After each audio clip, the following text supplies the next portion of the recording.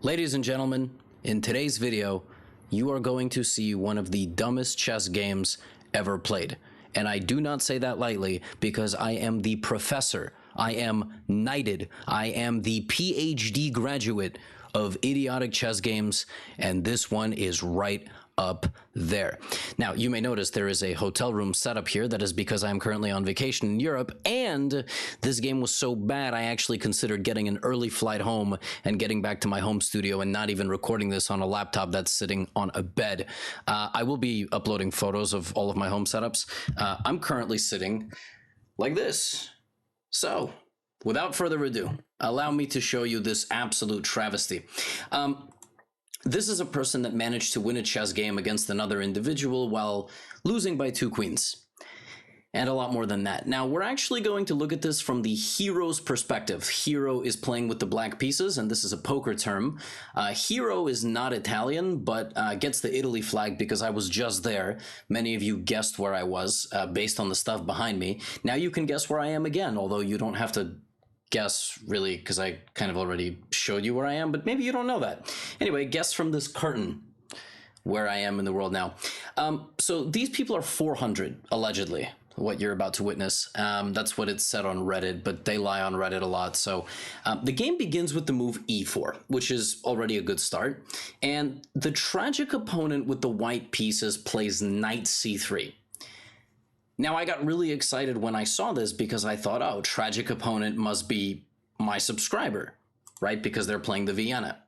And then promptly on the next move, they played this, which is a legal move, but I mean, the whole, like, this is the Vienna Gambit. The whole point of not developing the knight there is to play the move f4. If I misclick anything, by the way, it's because my mouse is currently on my lap, because the table that I'm using to put my mouse on doesn't register my mouse, but my pant leg does. My wife is laughing at me in the background because this is the lengths that we go to show you chess games. Anyway, black plays d6, which is a move. It's a legal move, as is evident from it being made on chess.com. It's not the best move. The bishop is blocked in a little bit, but okay, whatever. These are 400s. Like, nothing special is going to happen yet, but something special is going to happen on the very next move and for the duration of the game. Actually, something special happens every day when you tune in to watch a Gotham video. Bishop to c4. So far, wonderful stuff. This might not be my subscriber. This might not be somebody that plays the Vienna or even tried my free sample. All right? I'm like one of those people that's asking you to take the free ice cream sample on the street. I don't know if that's just a thing in New York. All right, the memes begin at move 4, when here, for whatever reason, not developing a bishop or a knight or a bishop or literally any other normal move, black plays the move b5. That is a bad move. The way I want you, like, newbies to think about this is, if your move or your opening resembles nothing that you have seen in any of my videos, it's probably bad. This move loses a pawn 2 different ways. There is literally no justification for this move. You should not even be playing moves like this. You should be like a child getting chastised by parents. You do not get to eat sweets if you don't eat vegetables, proteins, whole grains. Like, what? Stop it. What even is this? White takes. Unfortunately, white then proceeded to take the next pawn too, because they just assumed, you know, it's checkers. And that's not a good move because it just loses a knight. A bishop, rather. The bishop can just be taken by the knight. But you haven't seen anything yet. Nothing at all. You haven't. Not even close. So it looks like we're back to normal territory, right? I mean, I wish we had gotten there, you know, with knight c6. But all right, white decides to take a pawn and then take the next pawn too. Because if my opponent blundered 1 pawn, that means they definitely blundered the 2nd pawn. All right. Now, white should castle here. White plays d3. I don't hate that move. Now, what black needs to do here before they go to battle is they need to go bishop e7 and castles, but basically, or like bishop g4 or something, you need to use the pieces that you have. The chess gods gave you so many pieces. Give everybody a turn. Do any of you have siblings? You got to give them a turn too. You can't just hog the PlayStation or whatever the kids play nowadays. I don't know. viral TikTok talent challenges that result in, God forbid, deaths. I mean, like, I don't know what y'all do nowadays, but back in my day, it used to be, you know, playing Jack 2 on the PlayStation. Anyway, black does not do that, and black here follows the ancient proverb of, if me just move horse, me move horse again, knight to d4. You know, you just moved it, so why not? Is it a fair trade? Knight takes, pawn takes. Is it good to trade when you are up? Yeah, it's good. It's all good. Take. Fantastic. Okay, so it's good to trade knights when you're up. White plays knight d5. This is not a complicated equation. If it's good to trade knights when you are winning, and you just initiated a knight trade, and now your opponent initiates a knight trade, should you take the knight? So I want you to think about it for a second. I'm going to say it one more time. I'm going to paraphrase what I just said.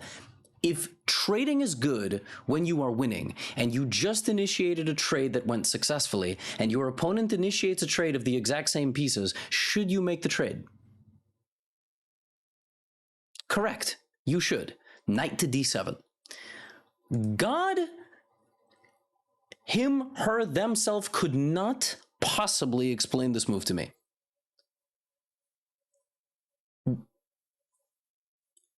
Why did black do that? Is it a bad move? No. According to the computer, it loses advantage, but just take the... Okay, whatever. Castles. Now at this point, black realizes, wait a minute, I haven't developed my bishops. I also have bishops. Black 10 moves into the game did what any 400 does, which is realize they have bishops. It's like it didn't dawn, like they just spawned, you know? Like black booted up a game on chess.com and realized, oh, wait a minute, what am I doing? I got bishops. Like, I forgot. All right, bishop b7, fantastic. Now, can we also get the second one out? And then castle? Or maybe take the knight, because it's, and then, right. No, what we are going to do here is we are going to play the move f5, which is not a bad move only if your opponent is a donkey. The idea of f5 is actually a very logical follow-up to the move bishop to b7 because the bishop has eyes on the knight. Black in this position played the move pawn to f5 with one idea in mind. And that idea is, if the pawn takes my pawn, the bishop takes the knight. That's it. I commend the hero for even realizing that. But if you want to gain another 200 elo, you got to ask, what if they don't do that? And does this move actually cause me more long-term harm? It does, because you're weakening your king from the diagonal, and also your king is in the center, so you really shouldn't be opening up the center of the board. And that's very important, because that's what's about to happen. It's about to expose itself. Pause. So f5, black played with one idea in mind. If pawn takes, then bishop takes knight. All white has to do is not take the pawn, and this plan is bad. White takes the pawn immediately. White loses the knight. This is why y'all stay 400. Y'all stay 400 for the same reason that Ronda Rousey fell off so hard in her UFC career. Ronda Rousey, this is a mixed martial arts analogy if you don't know that sport. Basically, let me explain it to you. There was a dominant women's champion, but she beat all of her opponents in 30 seconds. She probably bought into her own hype, and none of her bad habits were exploited. She was not challenged in any way, and ultimately she had a very sharp and quick fall. The reason you cannot push past 400 is because in half of your games, you are still getting away with the same nonsense like this, and in the other half of the games, I don't know, you disconnect, hang a queen in one move. Anyway, it's bad to open up your king. Why? Because of moves like this. Now, what should black do here? Unquestionably, black should play bishop to e7 and castle the king. But black really hates this bishop. And furthermore, black wants to be in a Gotham video. So to be in a Gotham video, you have to violently vomit all over yourself in the middle of a chess game. Preferably not physically, that's a metaphor, but if it happens physically, I hope you feel better. So black plays knight e5, which is definitely not a good move. It's not a good move because you're putting a piece of paper in front of a steamroller? Like, this is not gonna work. Yeah. And now is black's one final moment. Black is in check. The queen has eyes on the pawn, and the bishop, and some empty squares over here. Black can play king f7, which is a scary move, but it's actually safe. Black can play bishop e7, which is a scary move because it loses the pawn here, but you're up 2 bishops and you're about to slaughter the opponent. Or black can block with the queen and lose the bishop. Or black can move the king. And now white is better. You put your king in front of your queen and you lose the bishop. 400 elo chess is like the Hunger Games. Like, it's just everyone dies, all right? And like in untimely ways, and the spoiler alert, by the way. It's just chaos. By the way, now black decides to play this move. Why now? Can I just ask, why did you find the bishop after the apocalypse happened? Like, why couldn't you have developed the bishop, oh, I don't know, literally at any other moment, like maybe here, or maybe here, or maybe here, or maybe here, maybe here? No, you waited for your face to get butchered and then you played this move. White brings the rook, and now black plays a good move. It's been a while, but black plays rook e8. I really like this move. Trying to trade the rooks, this is exactly what you should be doing. White plays queen takes pawn, and now black trades the rooks. I don't hate this, but again, the reason that white is now significantly better is because black completely did not take care of their king. This is a massive weakness. White's king is completely safe, and white is in great shape. But now, my friends, it is time for it's time for the bad stuff.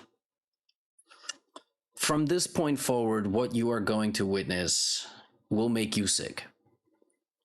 Or you will laugh so hard your stomach hurts. Or your stomach will hurt because this game gives you diarrhea. I don't know. Queen to b6.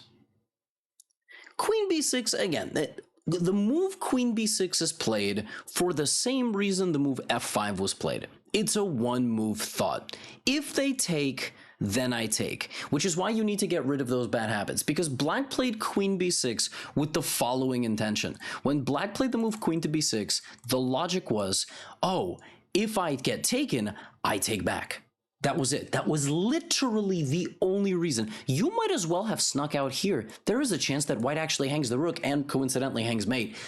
Queen to b6 completely disregards any other queen move. And there's a lot of them. 1, 2, 3, 4, 5, 6, 7. Like, there's a lot of moves. 8. And now, yeah, now black's in real trouble. Now black is in real trouble. Now black's got to run the king because that rook and that queen, they are butchering. The king can run. And now black finally plays the move bishop e7. There could not have been a worse moment to play this move. I have been begging for the move bishop to e7 to have been played the entire game. Black plays the move bishop e7, unprovoked, hanging the bishop completely. Not only hanging the bishop, it's mate. You're not going to get mated right away. You are just simply going to lose all of your pieces. But you know, if you're a longtime viewer of mine, or if you've clicked on enough of my videos, that there is a plot twist. Well, let's discover the plot twist. Queen takes e7. That is not the plot twist. Rook takes e7 was the top engine move, but the engine can eat a franc. King to c6. Rook to e6 wins the queen. It gets played. Fantastic follow-up. The king moves, the rook takes the queen, and the king goes here. Now, white wins this game very easily. All white has to do, and I will actually say this first, make sure the king can never get checkmated. I don't care if you have a queen, I don't care if you can win all my pieces, do the right thing and never hang a back rank mate, you absolute schmuck. If you lose this game by back rank checkmate, that is inexcusable. Because the only open file is this. If somehow the rook gets there and then by a miracle it gets down there, you suck. You deserve to be whatever elo you are. So just make sure you don't get checkmated, promote your pawn, which literally cannot be stopped, get rid of this rook, take the pawns, don't stalemate, promote to a queen, get a ladder checkmate, all right? Or do what white does, which is check the black king into a fork. That is absolutely boss behavior. You didn't even need to save your back rank, because now you literally cannot get back rank checkmated. That is perfect play. Fantastic stuff. If you don't want to take all of these pawns, don't, because if you don't take the pawns, they will always have a legal move. If you take all of your opponent's pawns, you might stalemate them. Some of you are not good enough to not stalemate. So just leave them there and promote. And my friends, that is exactly what white did. Pawn to f6. Now black runs the king, because I don't know if the king crosses there. The king could promote to another king. f7, a5, f8. Perfect technique. It does not get any better than that. There is a big future for the person playing with the white pieces. White plays a4, and now it's mate in 2. What you should do in this position is swarm the king with the queen. Black is down 2 queens. Black is also down 5 pawns, which means that black is down 23 points of material. White here plays this. I don't like this move because the king could kind of get tangled in the pawns here. But now it's mate in 1. Queen to d6, checkmate in 1 move. Queen to d8, checkmate in 2 moves. Queen b8, mate, mate, mate. Not in 1 move, but definitely in a couple. What you should not do is this. You're very lucky that's not a stalemate. The black king actually has no legal moves in this position, but the pawns do, which is why it's important to keep the pawns on the board. Pawn to a3. Now, if you were greedy, you would take this pawn, but you're not greedy, so instead of that, you're going to play queen c6 or queen a6, checkmate in 1 move. Okay. You still have a lot of mates. You have queen here, not in 1, but in 2. Black plays queen d8. All right, perfect. Now the king has no legal moves, so that's mate, that's mate, that's mate, that's... Okay, king b4. It's still have queen a5 mate, but now the king is sneaking in. And in this position, up 22 points of material and 2 healthy queens. White played queen to d4